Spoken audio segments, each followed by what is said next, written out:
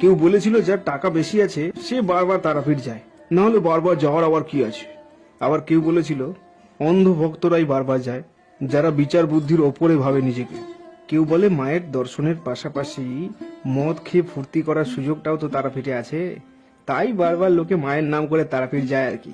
আরো অনেকে অনেক কিছুই বলে, মন্ত্রতন্ত্র টুকটাক করতে যায়, গরিবেরা টাকা চাইতে যায়, অতি ভক্তি দেখাতে যায়, মন ভালো করতে যায়, চোরেদের দলেরা যায়, এইসব। কিন্তু আমি বলি আবেগ। তারা মায়ের দর্শন পাওয়ার একটা অসমাপ্ত আবেগ আছে।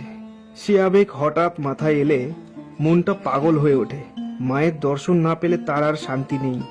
সে আবেগ বলে বোঝানো মানুষের কর্ম নয়, তবে দেখে যদি বুঝতে চাও তো দেখো।